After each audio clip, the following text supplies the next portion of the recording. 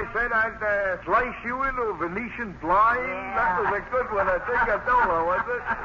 Yeah, sure was. Remember how I topped you by saying that makes me shudder?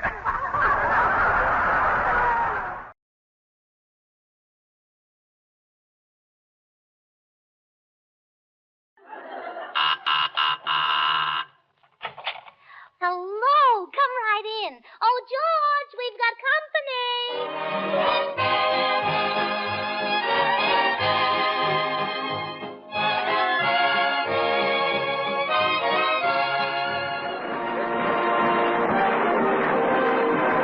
We're glad we found you in, for now we can begin. While hope brings you his last review and smiles are here again. Ah, thank you so much.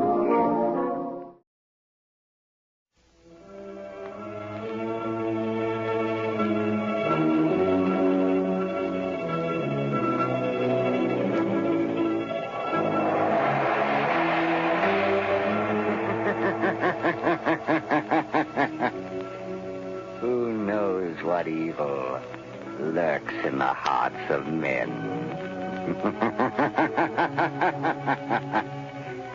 The shadow knows. Blue Coal presents The Shadow, a man of mystery who strikes terror in the very souls of sharpsters, lawbreakers, and criminals.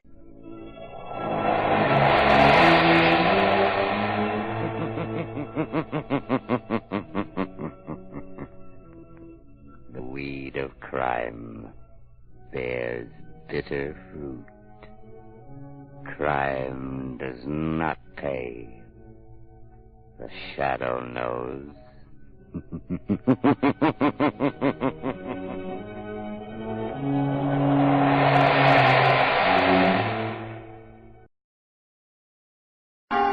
Suspense. It began, or rather life began again for me, I guess you'd say, that day on that street. What happened? Why, you slipped on this icy sidewalk. Fell down and hit your head good and hard on the curb. You were out for about 20 minutes and then you... Wait. Ice on a sidewalk? Well, look at it. That street cleaning department ought to clear away the snow there, too. Snow and ice? Sure, why? Snow? In July? July? Why, it's December. December 1943. 1943? You better go on home, son. Good night. 1943? Something made me turn around on the street for a moment. That was when I first saw him. Gray eyes. He'd been talking to the cop who took my name. He looked up as I did. And then he started to walk rapidly in my direction. I backed away instinctively. Something about him spelled trouble. He called to me as he came forward. Hey, you, stop! Townsend! Instinctively, I knew I should run and get away from him. Hey! I looked back as I rounded the corner. He had a gun in his hand. He raised it. Then I turned, ran for my life.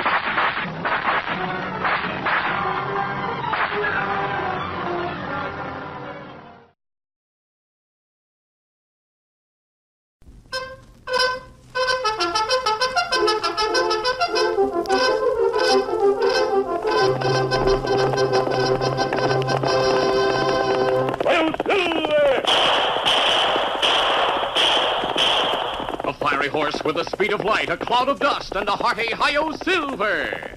The Lone Ranger.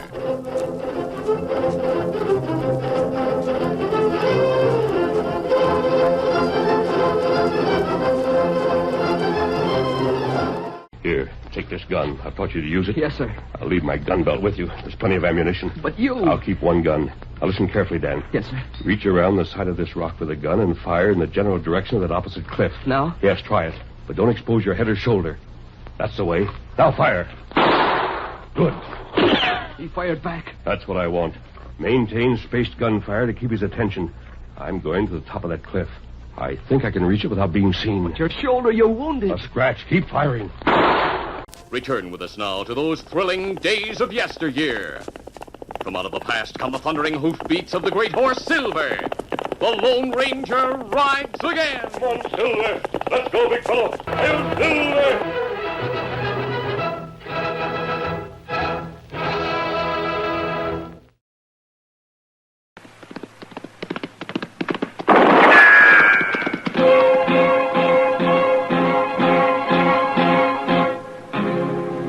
Gunsmoke. Around Dodge City and in the territory on West, there's just one way to handle the killers and the spoilers, and that's with a U.S. Marshal and the smell of Gunsmoke, starring William Conrad. A transcribed story of the violence that moved west with young America, and the story of a man who moved with it. I'm that man, Matt Dillon, United States Marshal. The first man they look for and the last they want to meet. It's a chancy job, and it makes a man watchful and a little lonely. Wouldn't you be better off sitting inside? Out here, I can see what's going on. You couldn't see a man with a rifle if he was hid out in one of them buildings across the street. No, and I can't dig a hole and hide in it either. Oh, sure. Look yonder at that fool kid. He's going to run somebody down riding that way. Look how low he's been. Hey, he's got a gun in his hand. Hey, Doc Chester!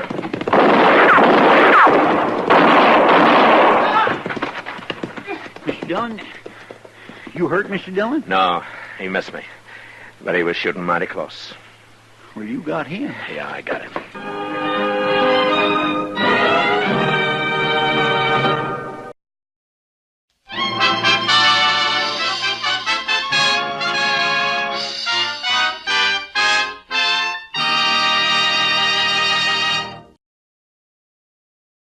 Get this and get it straight. Crime is a sucker's road, and those who travel it wind up in the gut of the prison or the grave. This time a bride-to-be, a corpse in a plush bungalow, and a southern drawl behind a gun all had one thing in common. They moved through the same deep shadow. It happened like this. From the pen of Raymond Chandler, outstanding author of crime fiction, comes his most famous character in The Adventures of Philip Marlowe.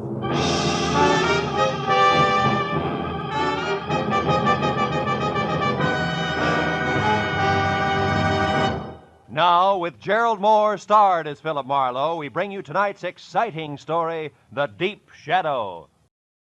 The hair-raising adventures of Sam Spade, Detective, brought to you by the makers of Wild Root Cream Oil for the hair.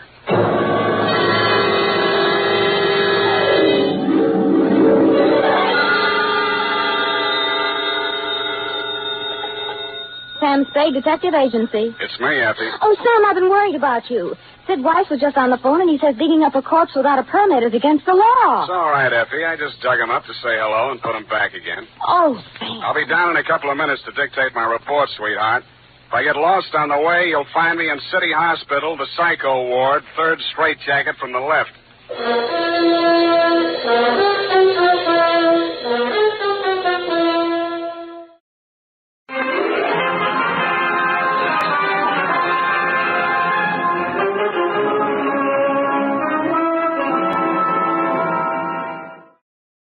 The Green Hornet.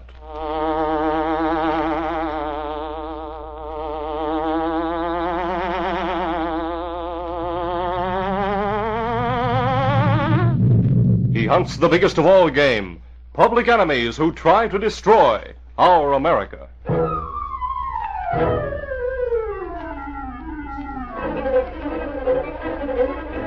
With his faithful Filipino valet Cato, Britt Reed, daring young publisher, matches wits with racketeers and saboteurs.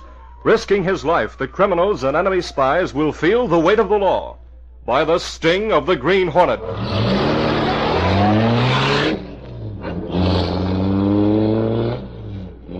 Ride with Britt Reed in the thrilling adventure, Picture in the Dark. The Green Hornet strikes again. Can we see the man at Potter's door, Cato? He just rang the doorbell. I see him. Coming here in the black duty wasn't such a bad idea after all, was it? I don't know who Potter's caller is, but Axford should be able to handle it. Mr. Britt. What? Look, in the shadow. Good Lord, it's another man. Cato, he's got a gun. I could have flashed the barrel.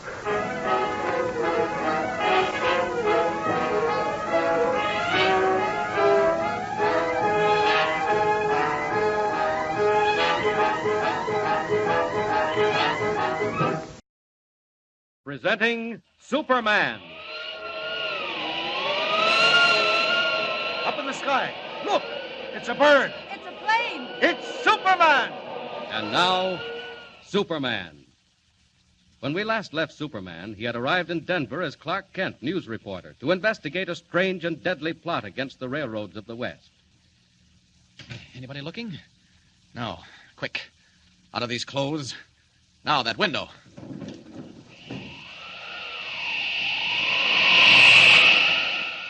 Goodbye to Clark Kent temporarily. It's Superman's turn now to find out where those devils are hiding and to listen while they tell me what they know.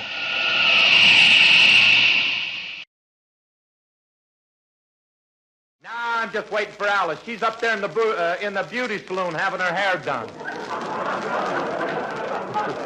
He's only got one line on the program, can't get it right.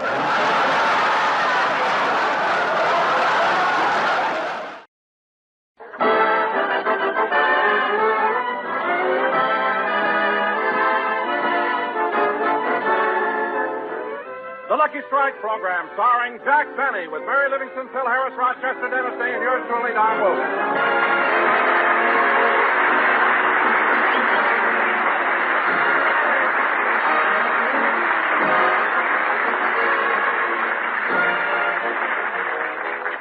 Oh, waiter. Waiter.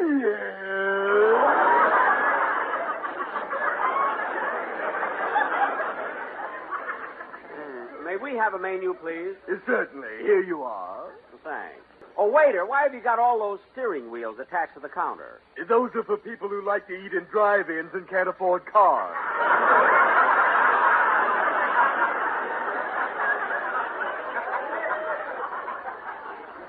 The one on the end is a convertible. What? If you press the button, the roof comes down. Oh, be quiet! Dennis, what are you going to order? A hamburger sandwich and check my oil.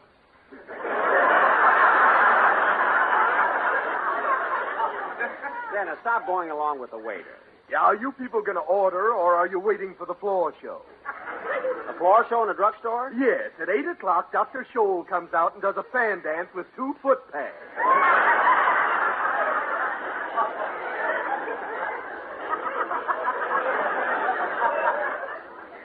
Dr. Scholl? He's corny, but he's good.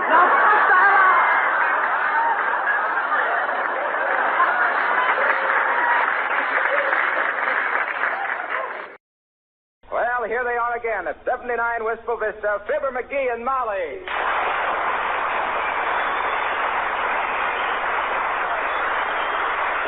Heavenly days, McGee. Sit down and relax. Oh, dear. Stop your pacing. If you can't consider my nerves, think of the shoe fund. Well, I can't help it, Molly. I'm just full of spent-up energy. I'm restless as a kitten. Well, how a man who gets as much rest as you do can be restless is beyond me, dearie. What do you want to do? I don't know. I just want to...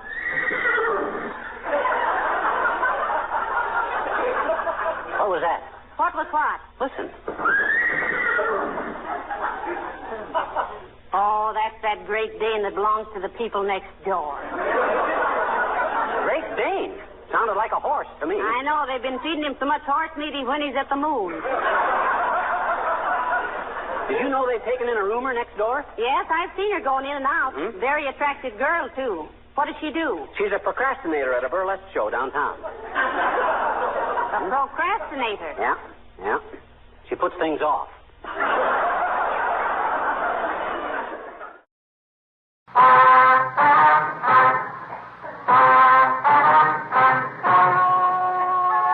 It was Monday, January 20th.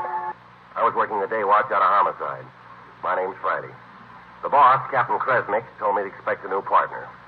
I don't know too much about this officer. He's just been transferred to the detective division. Supposed to be a hot shot. 9:40 a.m. The door opened. Anyone for criminals? Who are you? I'm Officer Hope. Captain Kresnick told me to report here. Are you Sergeant Friday? That's right. Well, we're detectives. Let's catch a crook.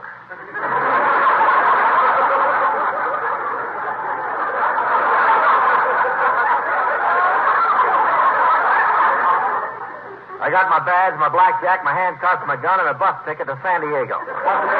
Bus ticket to San Diego? Yeah, in case of trouble, I'll go there till it blows over. All right, sit down, Hope. Let's get acquainted. Okay. You know something? You look a lot like Bob Hope. I can't help it. I was in an accident. Now, it's a pretty fair patch-up job. Hope, where you been working in the department? I was in uniform in the traffic detail. That's so. I was pretty good at it, too. I handed out 3,000 parking tickets a day. 3,000 a day? How could you do that? I put the tickets on the cars before they left the factory.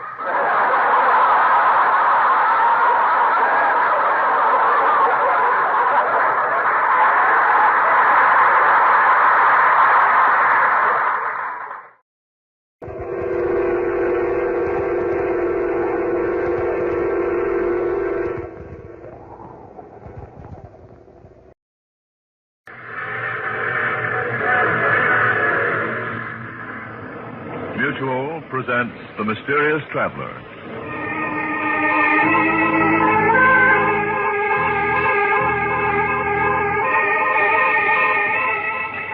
This is The Mysterious Traveler, inviting you to join me on another journey into the realm of the strange and the terrifying. I hope you will enjoy the trip, that it will thrill you a little and chill you a little. So settle back, get a good grip on your nerves, and be comfortable. If you can.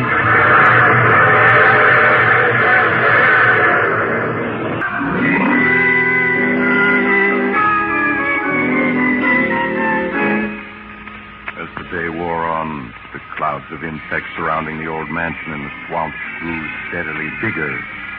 At times, the house was almost hidden by the black swarms of tiny creatures flying and crawling over it, as if they really were trying to force their way inside. Martin! Huh?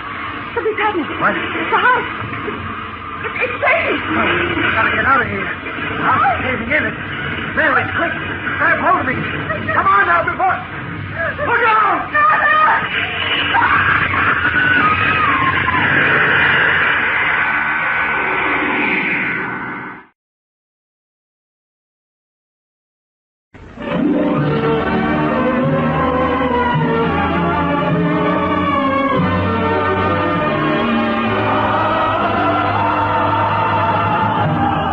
The National Broadcasting Company presents The Big Show.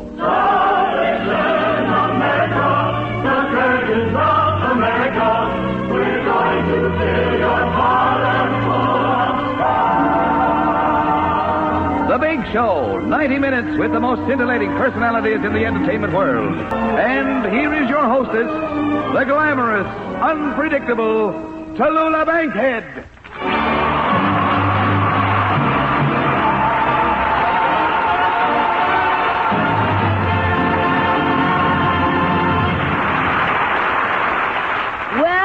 Ladies and gentlemen, here we are in week number 3, and ready with another program starring the biggest names in show business. But it hasn't been easy, darlings. When big names get together, you should hear some of the big names they call each other. One complains the other has better lines, another's unhappy. There's some happy family. It's abdominal. Who's getting into these? Good night, Tallulah. Oh, Eddie, I was just talking about you, darling. I'd love to have you back on our show again. How about a month from today? It'll be my pleasure. Oh, one thing, Tallulah. Yes, Eddie? I've been on this show 40 years. I can't understand with me on the show why you need a guy like Hope. All he does is stand there and ad-lib and get a lot of laughs. I've seen it happen time and time again. First he gets a lot of laughs, then they start saying, what do we need with all those other stars on the show? You get me? Eddie, you took the words right out of my own venomous mouth, darling. Now, I don't mean to make trouble, you understand? Oh, of course, and I'm sure I can arrange to keep him off the show. Good night, Tallulah. Good night, Eddie. Oh, hello, Bob. Wait for me outside, will you, Eddie? Well, Bob, I needn't tell you that you were, as usual, superb. Why not? If it takes too long, I'll sponsor the next 15 minutes. You really were, darling. And I'd love to have you back with us again, huh? I'd like to, but I don't fit in with you, old-timer. I mean, these two old-timers. After all, Tallulah, let's be honest. Well, Bob, it's a little late in the show for that, but if you insist. You know, you and I could wrap this thing up ourselves. Why split the laughs up with the other two guys, you see? Darling, you've been reading my mind. Well, it was open, so I just took a fast peek. I'm sure I can arrange to have them taken off the... Hey, Bob, you coming? Yeah, I'm coming. Good night, Tallulah. Good night, Bob. Look, fellas, can't we get rid of that bankhead dame? I'm going to tell Miss Bankhead what you said. Darling, don't pay any attention to them. They were only joking, I hope. because I like this job and I want to invite all of you to be back with us next week. And we will have with us Fred Allen, Jack Carson, Mindy Carson, Perry Como, Ed Archie Gardner, and Ed Wynn. And now the rest of the company joins me in hoping that until then, may the good Lord bless and keep you, whether near or far away. Mindy? May you find that long-awaited golden day today. Bob? May your troubles all be small ones, and your fortune 10 times 10. Jimmy? May the good Lord bless and keep you till we meet again, Perry. May you walk with the sunlight shining and a bluebird in every tree. Eddie? May there be a silver lining back of every cloud you see. In the deep mystery tomorrow, never mind what might have been. May the good Lord bless and keep you until we meet again. May the good Lord bless and keep you till we meet, till we meet again.